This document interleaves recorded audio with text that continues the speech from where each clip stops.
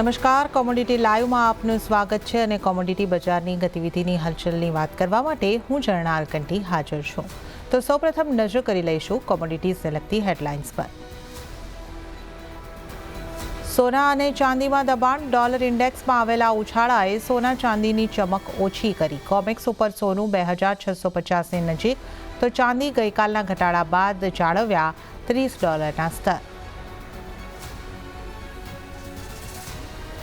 ક્રૂડમાં સતત ત્રીજા દિવસે ઘટાડો. મધ્ય પૂર્વમાં ઓછા થયેલા તણાવને કારણે વધી સપ્લાય. યુએસમાં પણ ગેસોલિનની ઇન્વેન્ટરીમાં વધારાથી આવ્યું દબાણ.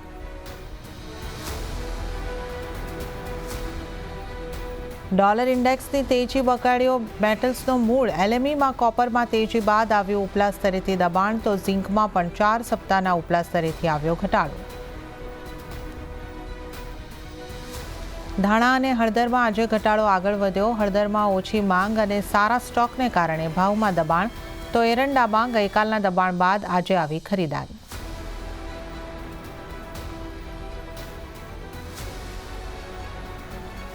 કરન્સીથી શરૂઆત કરીએ. રૂપિયામાં આજે સામાન્ય નરમાશ છે અને ગઈકાલના 84.45ના સ્તરની સામે આજે 84.44ની આસપાસ રૂપિયો ખુલ્યો છે. આજે ડોલર ઇન્ડેક્સની અંદર સામાન્ય તેજી જોવા મળી રહી છે.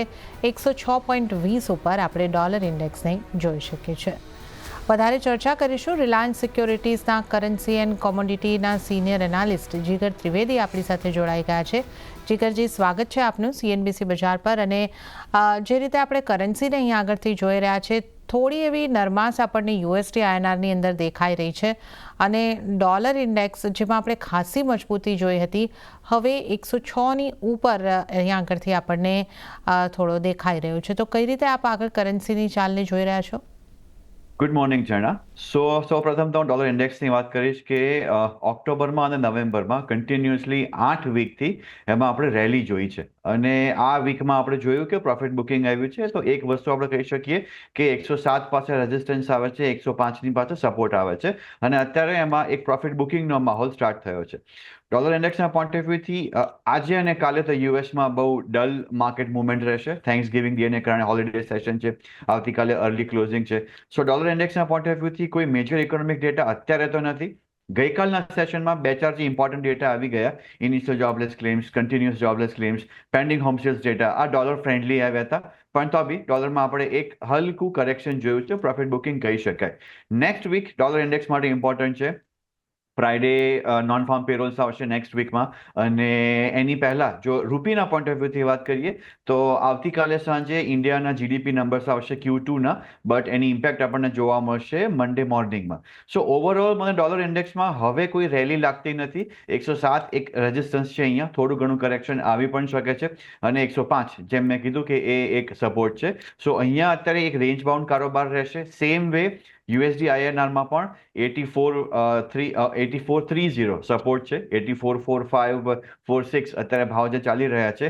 આઈ એમ લિટલ સ્કેપ્ટિકલ કે હવે અહીંયા એક રેલી આવે 84.50-55ની. સો 84.50-55 અહીંયા એક રેઝિસ્ટન્સ કહી શકાય અને અહીંયા પણ અવોઇડનું રેકમેન્ડેશન છે. રેન્જ બાઉન્ડ મોમેન્ટમ રહેશે. 84.30 બ્રેક થાય છે તો જ પછી ડિસાઇસિવલી એકવાર શોર્ટ કોલ લઈ શકાય USD INR પેરમાં. અત્યાર પૂરતું અવોઇડ. ઓકે, તો USD INRમાં અત્યારે અવોઇડ કરવાની સલામતી દેખાઈ રહી છે. 84.30 બ્રેક થાય છે કે નહીં એના ઉપર ખાસ નજર રાખવાની રહેશે અને રેઝિસ્ટન્ટ પર જો તમારે વાત કરવી હોય તો 84.55નો તમે જોઈ શકો છો. તો આપણે USD INRની વાત કરી, કરન્સીની વાત કરી, ડોલર ઇન્ડેક્સની વાત કરી, પણ સોનાની ઉપર કઈ રીતની ઇમ્પેક્ટ આવતી દેખાઈ રહી છે એની જો આપણે વાત કરી લઈએ તો સોનામાં આજે દબાણ આવ્યું છે. કોમેક્સ પર સોનાની અંદર દબાણ છે અને ભાવ 2650ની આસપાસ 2630 સુધીની કિંમતો કોમેક્સ ઉપર દેખાઈ રહી છે અને MCX ઉપર પણ સોનામાં દબાણ છે અને ડોલર ઇન્ડેક્સમાં આવેલી મજબૂતીને પગલે એક ઘટાડો અહીંયા આગળથી આવતો દેખાઈ રહ્યો છે. 75,483 ઉપર ગોલ્ડ MCX. જીગરજી, સોનાને અહીંયા આગળથી કઈ રીતે જોવું જોઈએ? સોનામાં અત્યારે જે થોડું એવું દબાણ બનતું દેખાઈ રહ્યું છે, કયા રીઝન્સ એની પાછળ તમે કારણભૂત માની રહ્યા છો અને આગળ સોનામાં કઈ રીતની સ્ટ્રેટેજી રાખવી જોઈએ? કરેક્ટ. સૌપ્રથમ તો હું અહીંયા એક વાત કરી દઉં કે સોના અને ચાંદીમાં MCXના જે લેવલ્સ છે એ હું ફેબ્રુઆરી અને માર્ચના આપીશ, કારણ કે નિયર મંથ ડિસેમ્બર બંનેઓ સ્ટેગર્ડમાં જતા રહ્યા છે. સોનાની પહેલા વાત કરીએ તો 3% ઘટાડો તો આપણે ઓલરેડી આ વીકમાં જોઈ લીધો. મંડે બહુ સારો એવો ઘટાડો આવ્યો હતો, કારણ કે ઇઝરાયલ અને ઇઝાબુલ્લા વચ્ચે જે સીઝ ફાયરનું ડિક્લેરેશન થયું હતું વાયા યુએસ, સો જેને કારણે માર્કેટમાં સેન્ટિમેન્ટ સારું થયું હતું. સેફ હેવન બાઇંગ જે છે એ ઘટી ગયું, અને પ્રોફિટ બુકિંગ પણ આપણે જોયું હતું 2600ની આસપાસના ભાવ ત્યારે આપણે જોયા હતા. હવે સ્ટેબલ થયું છે માર્કેટ 2630ની આસપાસ.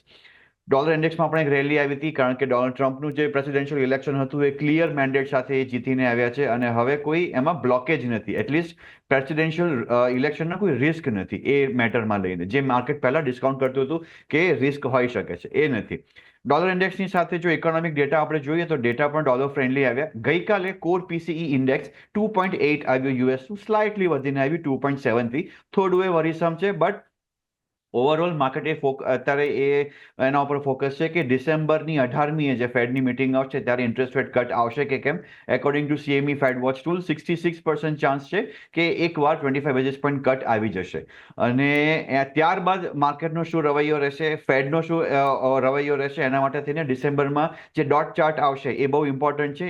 એ માર્કેટ એના માટે એકવાર વેઇટ કરી રહ્યું છે. સો ઓવરઓલ અત્યારે મને સેન્ટિમેન્ટ ગોલ્ડ અને સિલ્વરમાં બેરિશ જ લાગે છે. ગોલ્ડનો જે અત્યારે કરેક્શન આવ્યું છે 76,366નો ભાવ છે ફેબ્રુઆરી કોન્ટ્રાક્ટનો.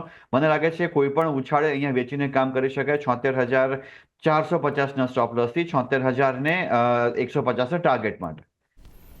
ઓકે, તો 76,150ના ટાર્ગેટને તમારે સોના માટે અહીં આગળથી ધ્યાનમાં રાખવાનો રહેશે. તો સોનામાં અહીં આગળથી આપણે જે રીતે જો વાત કરી 76,150 સુધીના સ્તર આપણને બંધા દેખાઈ શકે છે. તો આપણે સોનાની અહીં આગળથી વાત કરી. હવે જો ચાંદીની પણ વાત કરી લઈએ તો ચાંદીમાં પણ આજે દબાણ છે, અને ચાંદીમાં ગઈકાલે 1% જેટલો ઘટાડો આવતો દેખાયો હતો. ભાવ $30 નીચે પહોંચતા દેખાય છે. જોકે હજુ પણ 0.5% જેવું દબાણ છે, પરંતુ ભાવ ફરી પાછા $30ની આસપાસ પહોંચતા આપણને દેખાઈ રહ્યા છે. 29.86 ઉપર અત્યારે આપણે ઇન્ટરનેશનલ માર્કેટમાં ચાંદી જોઈ શકીએ છીએ, અને MCX ઉપર 86,995ની આસપાસ.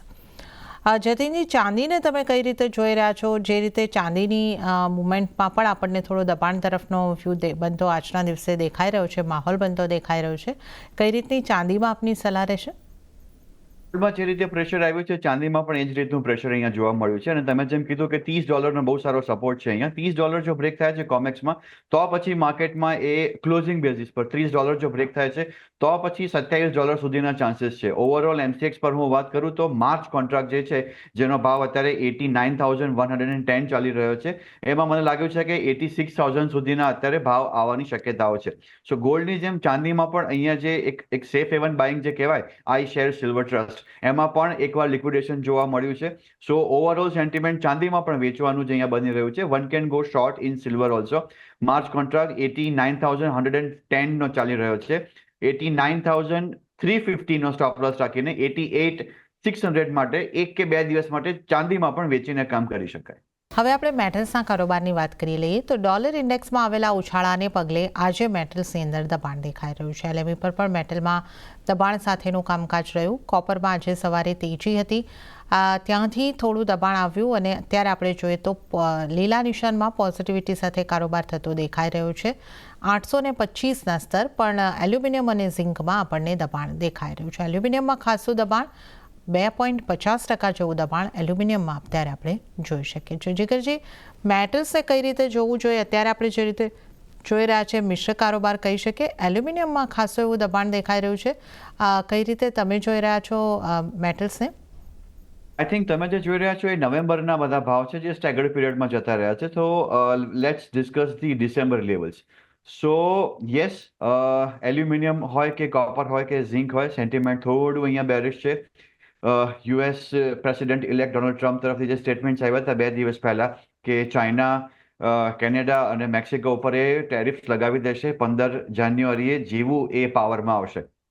ત્યારબાદ માર્કેટ ફરીથી એ જ સ્પેક્યુલેટ કરી રહ્યું છે કે ચાઇના તરફથી જે બી સ્ટિમ્યુલસ પેકેજ લાસ્ટ 10-15 ડેઝમાં ડિક્લેર થયું હતું એ કામનું છે કે નથી, એનામાં કેટલો સપોર્ટ કરવાની તાકાત છે, કે પછી હવે નવા સ્ટિમ્યુલસ પેકેજ ઉપર બી ફરીથી ધ્યાન આપવું પડશે. સી, મેં પહેલા પણ કીધેલું છે કે China real estate sector, infra sector અને બેન્કિંગ સેક્ટરને લઈને ઘણું સ્ટ્રગલ કરી રહ્યું છે અને એ ઘણીવાર પીબીઓસી હોય કે ચાઇનીઝ ગવર્મેન્ટ હોય, સ્ટિમ્યુલસ પેકેજ કે લિક્વિડિટી પ્રોવાઈડ કરી છે, ઇન્જેક્ટ કરી છે, પણ માર્કેટે બહુ જલ્દી એબ્ઝોર્બ કરી છે અને સપોર્ટ નથી આવ્યો. જ્યાં સુધી સ્ટ્રક્ચરલ ડિમાન્ડ માર્કેટમાં ક્રિએટ નહીં થાય ત્યાં સુધી બેઝ મેટલ્સની રેલી આપણને નહીં જોવા મળે સસ્ટેનેબલ.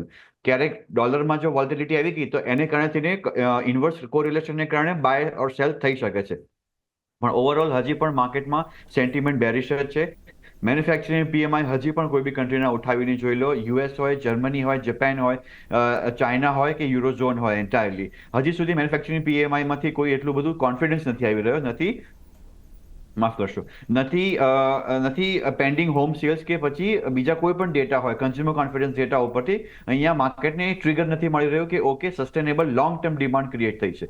તો જ્યાં સુધી એ ક્રિએટ નહીં થાય લોંગ ટર્મ ડિમાન્ડ, બેઝ મેટલ્સમાં કોઈ બી ઉછાળે વેચવાનું જ અહીંયા રેકમેન્ડેશન છે. કોપર ડિસેમ્બરની વાત કરીએ, 807, 808ના ભાવ ચાલી રહ્યા છે. 811ના સ્ટોપ લોસ સાથે 803 માટે અહીંયા શોર્ટ કરી શકાય. ઝિંક 287નો ભાવ ચાલી રહ્યો છે, 288ના સ્ટોપ લોસ સાથે 285 માટે શોર્ટ કરી શકાય. ઓકે, તો કોપર અને ઝિંકની અંદર શોર્ટ કરવાની સલાહ અહીંયા આગળથી બનતી દેખાઈ રહી છે અને જે રીતે અહીંયા આગળથી આપણે લેવલ જે જણાવ્યા છે, કોપરમાં ટાર્ગેટ જે રહેશે 803નો અને ઝિંકની અંદર 288નો. તો આપણે ફરી એક વખત અહીંયા આગળથી જણાવી દઈએ કે ડિસેમ્બર કોન્ટ્રાક્ટમાં કોપર લગભગ 807ની આસપાસ છે, જ્યાં થોડું એવું દબાણ છે, અને એલ્યુમિનિયમની વાત કરીએ તો 241ની આસપાસ, જ્યાં પણ થોડા દબાણ સાથેનો કારોબાર. તો આજના દિવસે મેટલ્સમાં દબાણ તરફી કારોબાર થતા દેખાઈ રહ્યા છે. આગળ વધીશું અને હવે જો આપણે વાત ક્રૂડના કારોબારની કરી લઈએ તો ક્રૂડમાં સતત ત્રીજા દિવસે ઘટાડો જોવા મળ્યો હતો અને એક તરફ યુએસમાં આવેલો ઇન્વેન્ટરીમાં ઘટાડાની સામે મધ્ય પૂર્વમાંથી સપ્લાય વધતા અસર સંતુલિત રહી છે. જોકે ફરી યુએસમાં ગેસોલિનની ઇન્વેન્ટરીમાં વધારો થયો છે. ઓપેક અને સાથી દેશોની રવિવારે બેઠક છે, એના ઉપર પણ સૌની નજર રહેવાની છે. તો આપણે અહીંયા આગળથી ક્રૂડના કારોબાર પર જો અહીંયા આગળથી નજર કરી લઈએ, બ્રેન્ટ નાઇમેક્સમાં થોડા દબાણ સાથેનો જ કારોબાર થતા દેખાઈ રહ્યો છે.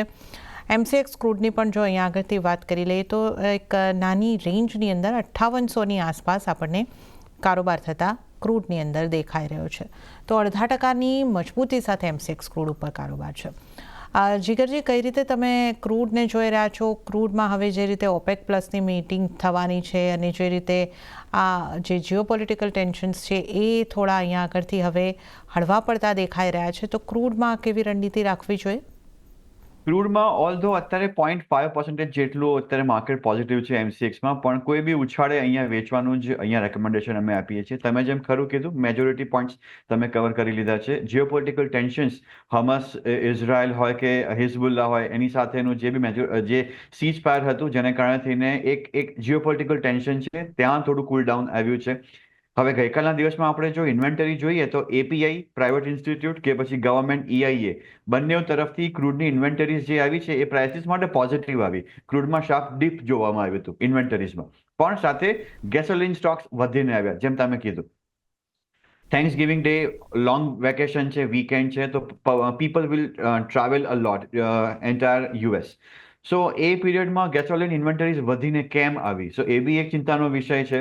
સો આ એક મેટર છે કે જે પ્રાઇસીસ ઉપર પ્રેશર મૂકશે. જે જીઓપોલિટિકલ ટેન્શન્સ છે એ બી ઓછા થઈ રહ્યા છે સ્લોલી ગ્રેજ્યુઅલી, એ બી પ્રેશર મૂકી રહ્યું છે. અને ઓપેકની જે 1 ડિસેમ્બરે મીટિંગ છે એમાં ઇટ ઇઝ એક્સપેક્ટેડ કે એ લોકો પ્રોડક્શન કટને પ્રોડક્શન ઇન્ક્રીઝ કરવાનું જે છે એ ડિલે કરશે. સો આ બધા ફેક્ટર્સને કારણે થઈને માર્કેટમાં હજી પ્રેશર છે. 70ની ઉપર WTIમાં જો ટ્રેડ થાય છે તો જ એકવાર લોંગ કરી શકાય. અધરવાઇઝ ક્રૂડમાં મને લાગે છે કોઈ બી ઉછાળે અહીંયા વેચી લઈને જ કામ કરવું જોઈએ. ક્રૂડનો ભાવ ડિસેમ્બર કોન્ટ્રાક્ટ 5810ની આસપાસ ચાલે છે. 5850ના સ્ટોપ લોસ સાથે 5710, 5720 માટે ક્રૂડમાં પણ શોર્ટ કરી શકાય. ઓકે, તો 5720, 5700 સુધીના ટાર્ગેટ માટે ક્રૂડમાં પણ વેચીને કારોબાર કરવાની સલાહ અહીંયા આગળથી બનતી દેખાઈ રહી છે.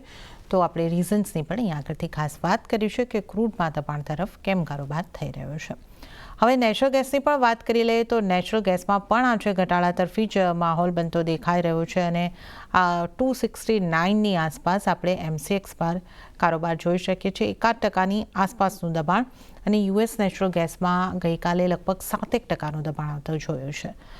જીગરજી, કઈ રીતે આપ નેચરલ ગેસ પર આપની સલાહ આપશો? ગેસની સાથે ગઈકાલે એમસીએક્સ ગેસમાં પણ ઇવનિંગ સેશનમાં અરાઉન્ડ 6.5-7% ફોલ આવીને માર્કેટ ક્લોઝ થયું હતું.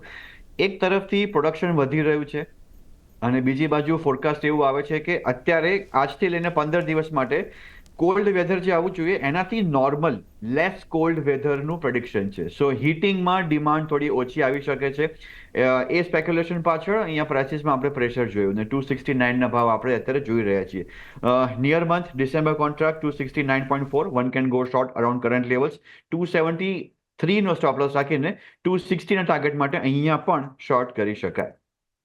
ઓકે, તો નેચરલ ગેસમાં પણ શોર્ટ કરવાની સલાહ અહીંયા આગળથી બનતી દેખાઈ રહી છે. તો અહીંયા આગળ આપણે તમામ નોન એગ્રી કોમોડિટીઝની વાત કરી અને નેચરલ ગેસ સહિત ક્રૂડમાં પણ વેચીને કારોબાર કરવાની સલાહ બની રહી છે. અને ત્યારે જ જીગરજી, આપનો આભાર. આપ અમારી સાથે જોડાયા અને તમામ કોમોડિટીઝ અંગે અમારી સાથે ચર્ચા કરી.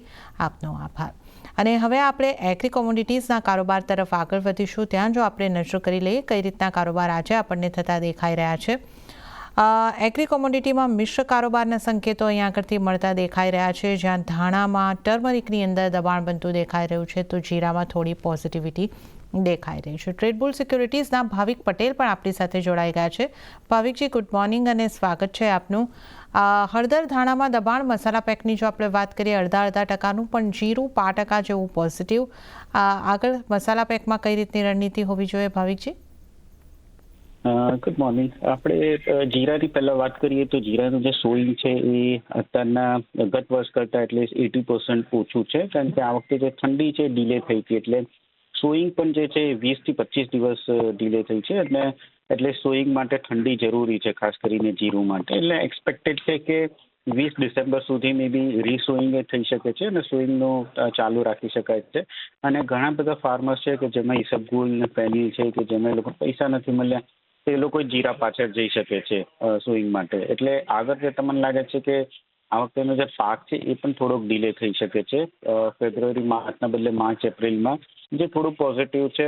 અને અત્યારના સોઈંગના ફિગર્સ જોઈને તો લાગે છે કે આમાં મેજર કરેક્શન નહીં આવે, પણ ખાસ કરીને ડિસેમ્બર એન્ડમાં ખબર પડશે કે કેટલું સોઈંગ થશે અને એના ઉપર આપણને આગળ જતાં જોઈશું કે કેટલું મોંઘું થવાનું છે કે સસ્તું થવાનું.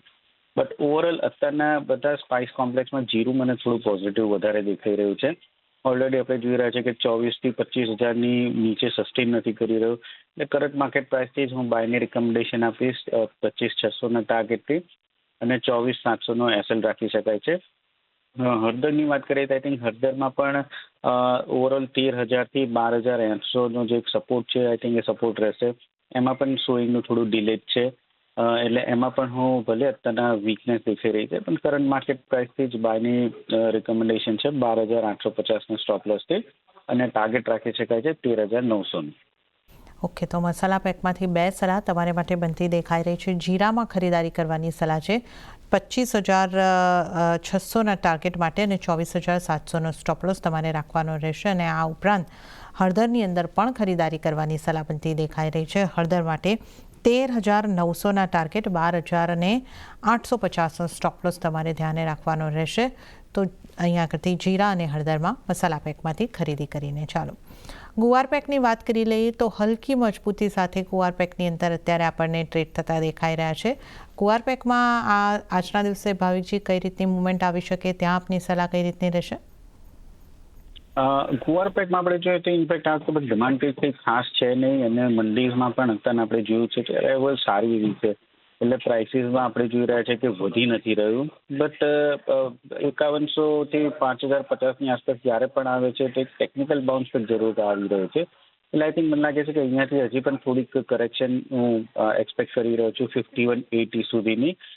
અત્યારના 5200 ચાલી રહ્યું છે, તો 5180 થી 5150 ડિસેમ્બર કોન્ટ્રાક્ટ આવે છે તો એકવાર બાય કરી શકાય છે 5100ના સ્ટોપ લોસથી. અને ઉપર ટાર્ગેટ પણ નાનો રાખી શકાય છે 5250નો. જે અહીંયાથી 30-40 રૂપિયાનું કરેક્શન આવે છે પછી એકવાર બાય કરી શકાય છે ગુવાર સીડમાં. ઓકે, ગુવાર સીડમાં એક ઘટાડે ખરીદીની સલાહ બનતી દેખાઈ રહી છે અને જણાવેલા ટાર્ગેટ અને સ્ટોપ લોસનું ધ્યાને રાખીને તમે ગુવાર સીડમાં એક નાના ટાર્ગેટ માટે ખરીદારી કરીને ચાલી શકો છો. સાથે જ જો આપણે કોટન કોમ્પ્લેક્સની વાત કરી લઈએ, કપાસની જો આપણે વાત કરીએ તો ફ્લેટ કારોબાર છે પોઝિટિવિટી તરફ, પણ કોકુડમાં પણ 0.15%ની મજબૂતી તરફનો કારોબાર થતા દેખાઈ રહ્યો છે. કોટન કોમ્પ્લેક્સને કઈ રીતે તમે જુઓ છો ભાવિકજી?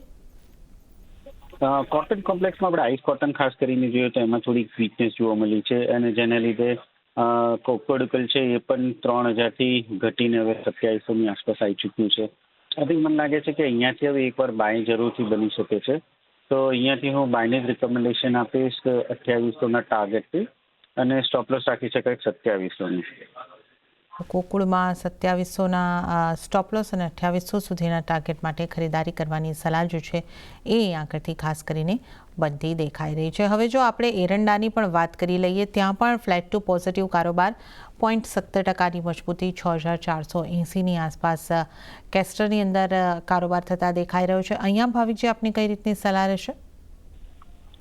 કેસ્ટરમાં આ વખતે ફંડામેન્ટલ જોઈએ તો થોડાક પોઝિટિવ હવે થઈ રહ્યા છે, કારણ કે અત્યાર સુધી આપણે જોયું તો સારું એવું તેજી જોયા પછી કરેક્શનનું પણ મૂડ આવી ગયું હતું અને હવે 6,480ની આસપાસ આવી ગયું છે અને આ જ એક સપોર્ટ ઝોન દેખાઈ રહ્યું છે. મને લાગે છે કે અહીંયાથી એકવાર કોઈક એગ્રેસિવ ટ્રેડર હોય તો થોડું બાય જરૂરથી કરી શકાય છે 6550ના ટાર્ગેટથી અને 6450નો સ્ટોપ લોસ રાખી શકાય. તો 6,400ની નીચે આવે તો મને લાગે છે કે આ ફરીથી આપણને 100 રૂપિયા એટલે 6,300 સુધીનું લેવલ પણ રહી શકે છે. તો જે લોકોની પણ કોઈની પણ લોંગ પોઝિશન હોય 6,400 સ્ટોપ લોસ એની નીચે આવે તો I think long position unwind કરીને શોર્ટ પોઝિશનમાં રાખી શકાય છે.